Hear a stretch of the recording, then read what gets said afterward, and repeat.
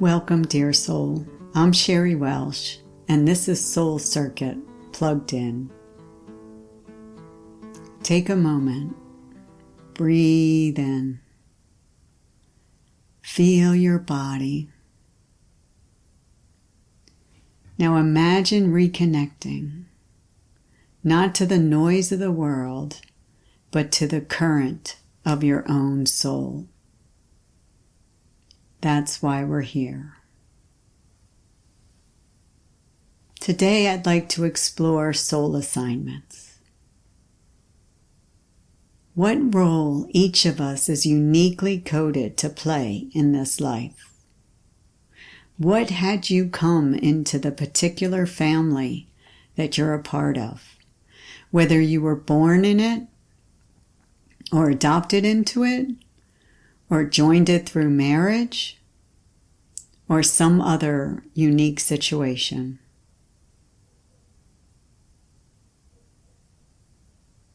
There's a reason you joined your particular family.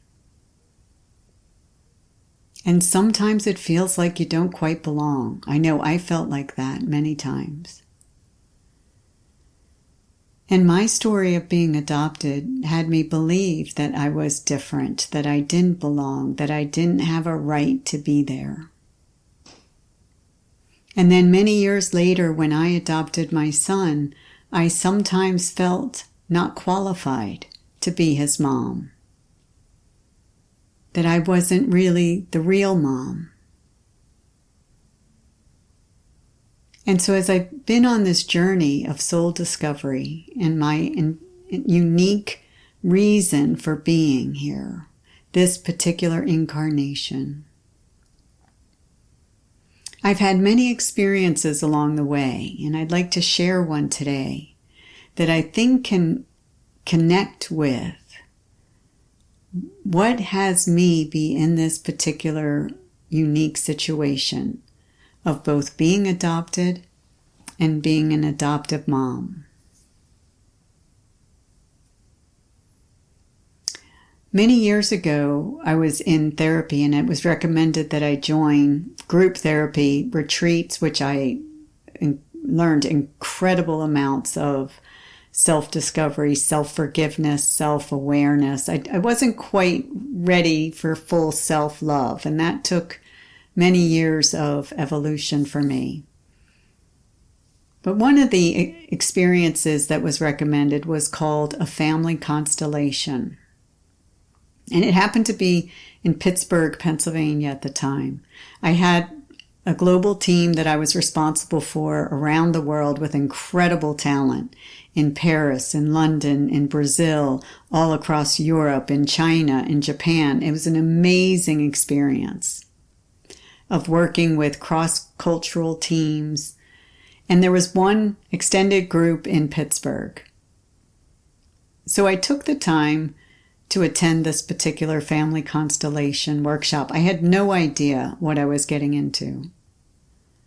And it's a therapeutic model that was developed by a German named Bert Hellinger, Dr. Bert Hellinger.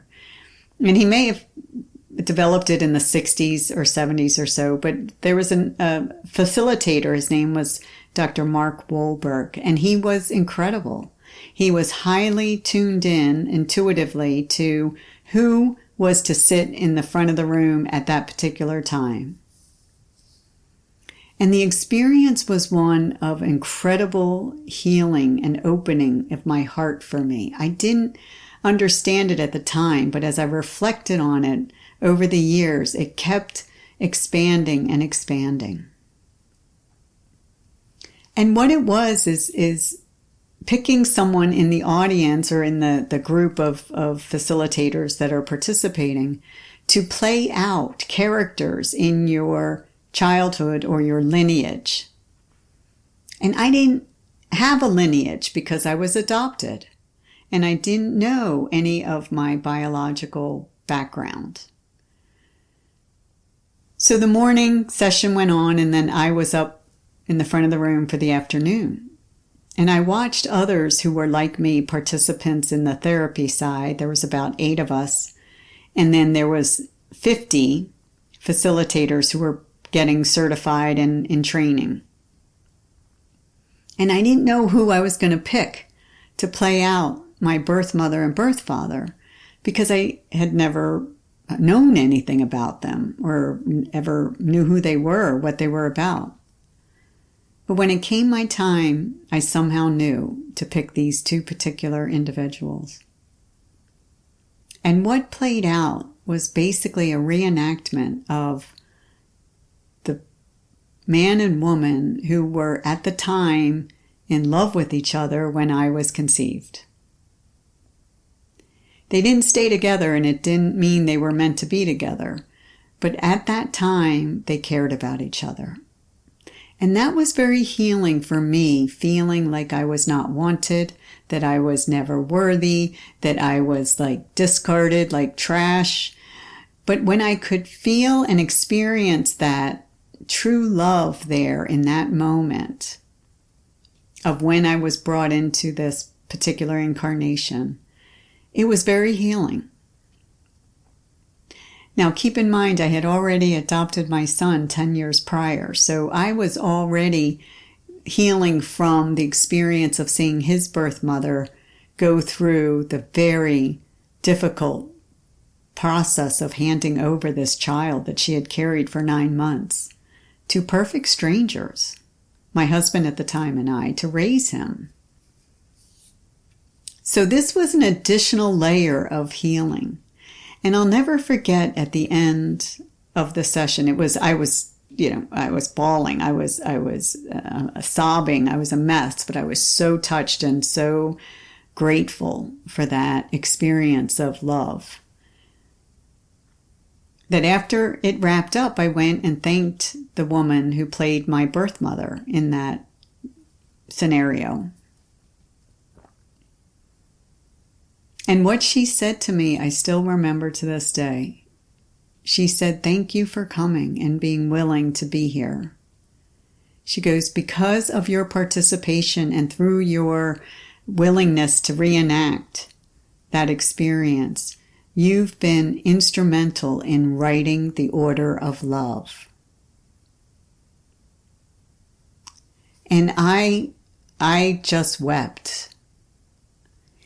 And what it did was heal ancestry lineage of trauma of being rejected. So it wasn't just that I was rejected, my birth mother was rejected because she was a single mom who was pregnant by someone who was already married to someone else and probably kicked out of the family and the town. She ended up moving to several states over, hundreds of miles away, with 2 kids in tow, pregnant, single, alone. No wonder she chose adoption for me. And I didn't know that story until many years later. Through an ancestry connection, I discovered I have a half-brother who was raised by the biological mom of both of us. And it's an incredible story of courage and fearlessness and sad in many ways, yet joyful that I was able to be raised in the family dynamic I was raised in for the reason my soul chose to be here. So writing the order of love was an ability to heal multi-generational trauma of the same abandonment, the same discarding, the same rejection, not just for my birth mother, but also her mom. Through this family constellation, her mother was also rejected by her mother. So it was multiple generations of this behavior that finally stopped with me. And it could be that I'm the first one in this cycle to break it. And I never rejected my son or any of those that were incredibly important in my journey.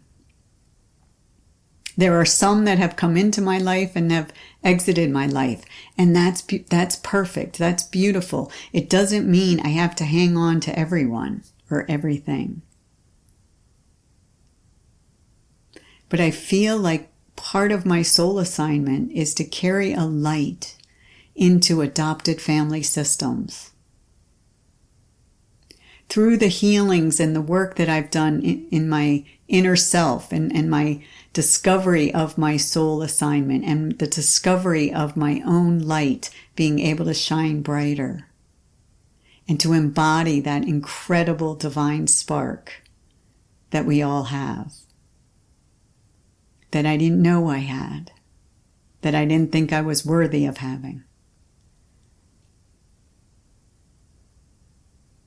That's what I've discovered about my soul circuit. It is fully plugged in. It is a complete circuit that is humming and buzzing and charged up and full of life and vitality now. And I'm so grateful for the experiences I've had, being adopted and being able to adopt. That is part of my unique soul assignment for this incarnation.